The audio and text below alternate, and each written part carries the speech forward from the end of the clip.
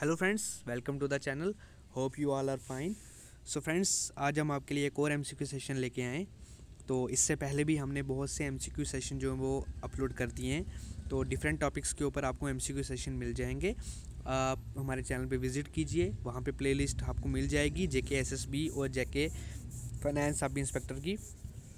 हमने अलग से एक जो प्लेलिस्ट है वो बना रखी है, जिसमें आप जा सकते हैं और एमसीक्यू सेशन जो है वो अटेंड कर सकते हैं। तो इसके अलावा भी हमने पहले फाइनेंस अकाउंट असिस्टेंट की भी डिफरेंट एमसीक्यूज़ पे वीडियोस डाली थी, जिसमें रोड एंड ट्रांसपोर्ट और उसके अलावा भी बहुत से टॉपिक्स हैं जो उसके बीच थे। तो आप वो भी एमसीक्यू सेशन जो है वो अटेंड कर सकते हैं। आपको चैनल पे सब कुछ मिल जाएगा। तो आज इससे पहले कि मैं वीडियो स्टार्ट करूं, मैं आप सबसे एक रिक्वेस्ट करना चाहता हूं कि आप सबको पता है कि कोविड के फिर से केसेस जो हैं वो आने शुरू हो गए हैं, ठीक है। तो मेरी सबसे ये रिक्वेस्ट है, प्लीज़ अपने आप को सेफ़ रखिए, मास्क पहनिए, तो हर चीज़ का ध्यान रखिए, ठीक है। इस चीज़ से बचिए, ठीक है। अपने खुद को भी बचाइए और अपने पेरेंट्स को भी बचाइए, ठीक है। अब फिर से केसेस आने शुरू हो गए हैं और जम्मू में भी हमने देखा है कि केस आए ओमिक्रॉन के। तो फ्रेंड्स, सीधी सी बात ये है, अपने आप को सेफ़ रखिए और अपना ध्यान रखिए, और अपने आगे पीछे जो आपके फैमिली है उन सबको भी ये चीज़ बोलिए कि ये चीज़ बहुत बड़ा थ्रेट है, तो इस चीज़ से खुद को बचाइए। तो फ्रेंड्स, आज का जो हमारा टॉपिक है वो है languages and culture of India, जो कि आपका फाइनेंस सब इंस्पेक्टर के एग्ज़ाम के लिए बहुत ही इंपॉर्टेंट टॉपिक है। मैं जो है ना टॉपिक गिन के चुन चुन के निकाल रहा हूँ, क्योंकि मुझे लगता है कि कई ऐसे टॉपिक्स हैं ना जिन पे आपको यूट्यूब के किसी भी चैनल पे बहुत सारी वीडियोस मिल जाएंगी, लेकिन उनमें से ही कई ऐसे टॉपिक हैं जिन पे आपको जो एमसीक्यूज़ हैं ना वो बहुत कम मिलेंगे। तो इसलिए हमारी कोशिश वो है कि जो टॉपिक्स पे एमसीक्यूज़ थोड़े कम हैं हम उनको पहले कवर करें, उसके बाद फिर उन टॉपिक्स पे आएंगे जिन पे आपको एमसीक्यूज़ जो हैं वो अवेलेबल ईजीली होते हैं, ठीक है। तो आज का हमारा टॉपिक है, ये भी है languages and culture of India. इससे पहले हमने फर्स्ट इन इंडिया पे आई थिंक 4 या 5 वीडियोस हैं वो मैंने डाली हैं, ठीक है। उसके बाद उसके अलावा भी इंडियन फ्रीडम स्ट्रगल पे भी आपको वीडियोस मिल जाएंगी। इकोनॉमिक्स पे भी शायद मैम ने वीडियोस डाली हुई है, तो आप हमारे चैनल पे विज़िट कीजिए और वहाँ पे जाके वीडियो देख सकते हैं। तो फ्रेंड्स, स्टार्ट करते हैं आज की वीडियो को लास्ट तक ज़रूर देखिएगा, आपके लिए बेनिफिशियल रहने वाली है वीडियो। फर्स्ट क्वेश्चन क्या है? फर्स्ट क्वेश्चन है, in which of the following paintings a paste made of zinc oxide and Arabic gum called gesso paste is used. नीचे दिए गई जो 4 पेंटिंग्स है ना, इनमें से कौन सी ऐसी पेंटिंग है जिसमें जो पेस्ट यूज़ की जाती है, किसकी? जिंक ऑक्साइड की और अरेबिक गम की, जिसे कहा जाता है गीजो पेस्ट। तो हम चलते हैं नीचे जो ऑप्शंस दिए हुए हैं। ऑप्शंस क्या कह रहे हैं? ऑप्शन नंबर फर्स्ट कह रहा है Tanjore painting. Option number second कह रहा है Madhubani painting. Option number third कह रहा है Pattachitra painting and fourth is Mysore painting. So friends, firstly आपको जो क्वेश्चन होता है ना वो बिल्कुल आराम से पढ़ना होता है कि क्वेश्चन में पूछा क्या है, उसके बाद आपको आंसर देना है, ठीक है। जल्दबाजी बिल्कुल नहीं करनी। क्वेश्चन आप अच्छी तरीके से पढ़ेंगे तभी आप उसका राइट आंसर दे पाएंगे, नहीं तो गलत हो जाएगा। तो क्वेश्चन आपने पढ़ लिया होगा, वीडियो को पॉज कीजिए और अपना आंसर मुझे बताइएगा, ठीक है। और कमेंट सेक्शन में मुझे अपना स्कोर मेंशन कीजिएगा कि कितना आपका स्कोर रहा है, ठीक है। तो होप आपको ये सेशन भी अच्छा लगेगा। तो इनमें से कौन सी पेंटिंग है जिसमें जिंक ऑक्साइड और अरेबिक गम का जो पेस्ट को यूज़ किया जाता है, जिसे गीजो पेस्ट कहा जाता है? तो इसका जो आंसर है वो है option number D, Mysore paintings में ये चीज़ यूज़ की जाती है। बढ़ते हैं आज के सेकंड क्वेश्चन की तरफ। Question number second is Santhara is a religious ritual related to, ठीक है। एक संतरा इज़ अ रिलीजियस रिचुअल है, वो किससे रिलेट है, ठीक है। अब ये रिचुअल बताया हुआ है हमें बताना है कि इनमें से जो नीचे दिए गए 4 ऑप्शन इनमें से किस में से रिलेट है। Option number first is Jain, option number second is Shaiva, option number C Shakta and option number D is Vaishnava. Which option is right for this question? So friends, option number A, B, C and D. So friends, it's my humble appeal to you. You should first pause the video, then I will give you the right answer. Which option is right? So friends, the right answer is option number A, Jain. ठीक है, संतरा is a religious ritual related to Jain. Okay friends, move to the next question. Question number third. Question number third is, first read the question carefully. Question number third is, in which century the Raj Tirangani of Kalhana was composed? It's a very important question, ठीक है। और recently ये exam में तो पूछा ही जाता है। जेके SSB के एग्ज़ाम में क्वेश्चन जो है ना वो आपके जेके जम्मू कश्मीर में से क्वेश्चन आता ही आता है, ठीक है। तो ये अब चीज़ अपने साथ मतलब याद कर लीजिए कि ये क्वेश्चंस तो बहुत इंपॉर्टेंट क्वेश्चंस हैं और ये पूछे जाते हैं, ठीक है। These are very important questions. तो इनमें से कौन सी सेंचुरी में जो राज तरंगिणी थी जो कल्हाना द्वारा लिखी गई थी वो उसे कंपोज किया गया था? ऑप्शंस देख लेते हैं। Here's the option number first 10th century, option number B 11th century, option number C 12th century and option number D is 13th century. So friends, which option is right for this question? Option number A, option number B, option number C और option number D. So friends, pause the video first and then I will give you the right answer which one is right for this question. So friends, the right answer is option number C. In 12th century the Raj Tarangini of Kalhana was composed. Okay friends, move to the next question. So the next question is, here's the next question, question number 4. Question number 4 is Hanuk, the festival of light, is associated with which of the following religions?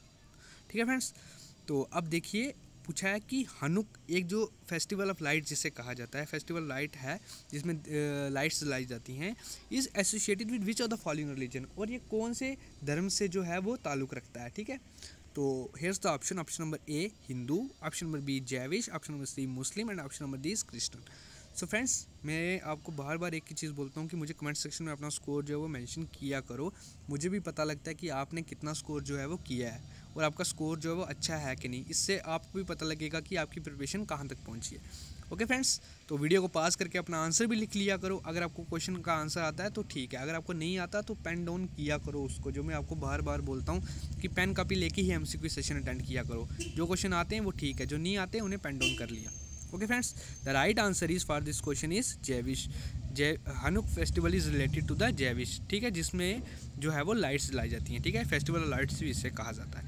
Okay friends, move to the next question, question number 5। Here is the question number 5। Which among the following Indian classical dance form was developed by Satyendra Yogi from बमक Kalapam dance drama? ठीक है, इनमें से कौन सी Indian classical dance form है जिसे जो है वो सत्येंद्र योगी द्वारा बनाया गया है? कहाँ से? बमम कल्पम डांस ड्रामा से। ठीक है, तो ऑप्शन देख लेते हैं। Option number A is Kuchipudi, option number B Odissi, option number C Yakshagana and option number D is Kathakali. So friends, ये जो क्वेश्चन था ना, ये मैंने यूपी के किसी एग्ज़ाम में देखा था, वहाँ से मैंने ये क्वेश्चन लिया। ठीक है, और ये क्वेश्चन बहुत ही ज़्यादा इंपॉर्टेंट क्वेश्चन है। ठीक है, अब एग्ज़ाम में पूछा गया तो इंपॉर्टेंट क्वेश्चन है ही है। क्वेश्चन लंबा देख के डरा मत करो कि क्वेश्चन लंबा है, पता नहीं क्या है इसमें या मुश्किल है, कुछ नहीं होता। सिर्फ एक डेफिनेशन दी होती है, एक स्टेटमेंट दी होती है, और स्टेटमेंट का आंसर बिल्कुल एक वर्ड होता है। ठीक है, तो आपको पता होना चाहिए, इतनी टेंशन नहीं लेनी होती है। तो इस क्वेश्चन का आंसर क्या है? ऑप्शन नंबर ए है, ऑप्शन नंबर बी है, ऑप्शन नंबर सी है या ऑप्शन नंबर डी है? तो क्या इसका राइट आंसर है friends? So the right answer is option number ए कुचिपुड़ी। ठीक है, ठीक है फ्रेंड्स, आगे बढ़ते हैं। Question number 6। Question number 6 is Sursagar, a treatise on music was written during the reign of which of the following Mughal emperor? Sursagar एक treatise थी on music के ऊपर एक ट्रीटाइज की गई थी। तो ये किसके क्या बोलते शासन में, मुग़ल के कौन से मुग़ल शासन के में की गई थी? ठीक है, कौन था उस मुग़ल शासन जिसके टाइम ये जो है वो सुरसागर जो ट्रीटाइज थी उसे रिटन ट्रीटाइज जो थी उसे किया गया था। ठीक है, तो ऑप्शन देख लेते हैं। Option number A is Humayun, option number B is Akbar, option number C is Jahangir and option number D is Shahjahan. So friends, which option is right for this question? ठीक है, सुरसागर, ये क्वेश्चन भी बहुत इंपॉर्टेंट है। ठीक है, आपको याद होना चाहिए। सुरसागर से आप याद रखिएगा। ठीक है, किसके टाइम पे ये की गई थी म्यूज़िक ट्रीटाइज? तो फ्रेंड्स, राइट आंसर क्या है इसका? इसका राइट आंसर है ऑप्शन नंबर बी अकबर। ठीक है, आगे बढ़ते हैं। Question number 7। क्वेश्चन नंबर 7 क्या कह रहा है? क्वेश्चन नंबर 7 को पढ़िएगा।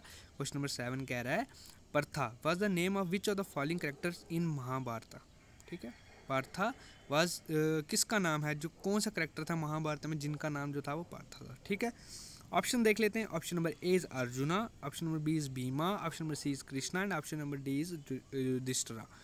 तो इनमें से राइट आंसर क्या है? Option number A, option number B, option number C या option number D. So friends, क्या इसका राइट आंसर है? वीडियो को पास कीजिए और अपना आंसर मेंशन कीजिए मुझे कमेंट सेक्शन में भी। तो अगर आपको नहीं पता तो उसे पेन डाउन कर लीजिए। So friends, the right answer is option number A Arjuna. Okay friends, move to the next question, question number 8। Here the 8th question, Pancha Mahal is located in? पंचा महल जो है वो कहाँ पे स्थित है? Options, here's the option. Option number A Agra, option number B Delhi, option number C Fatehpur Sikri, option number D is Kandra. तो which one is right for this question? तो क्या आंसर है? ए है, बी है, सी है या डी है? पंचा महल कहाँ पे स्थित है? तो अगर मैं वीडियो थोड़ी तेज़ बोल रहा हूँ, थोड़ा सा मैं आपको तेज़ बोल रहा हूँ, तो आप वीडियो को पॉज करके अपना आंसर बता सकते हैं, ठीक है। तो इसका राइट आंसर है option number C, Fatehpur Sikri. Pancha Mahal is situated in Fatehpur Sikri. Okay friend, move to the next question. Question number 9. Question number 9 is which among the following is the oldest surviving rock cut cave in India? ठीक है, इनमें से दी गई जो caves हैं, इनमें से कौन सी सबसे पुरानी जो है वो सर्वाइविंग रॉक कट केव है भारत की? तो ऑप्शन देख लेते हैं। Option number A is Bagh caves, option number B is Ellora caves, option number C is Udayagiri caves and option number D is Barabar caves. तो फ्रेंड्स इसका राइट आंसर क्या है? Option number A, option number B, option number C या whether it is D. तो friend video को pass करके अपना answer बताइए। ऑप्शन इसका आंसर है ऑप्शन नंबर डी, कहाँ पे? बराबर केव्स, ठीक है। Is the oldest surviving rock cut caves in India. Okay friends, move to the next question. Question number 10। Here is the question number 10, आराम से पढ़िएगा। इसका आंसर भी मैं आपको नीचे लिखा भी है, लेकिन फिर भी आपको क्वेश्चन देखना है कि क्वेश्चन में क्या पूछा है। क्वेश्चन में पूछा है both Siddha and Ayurveda are ancient system of medicine in India. ये आपको पता होना चाहिए।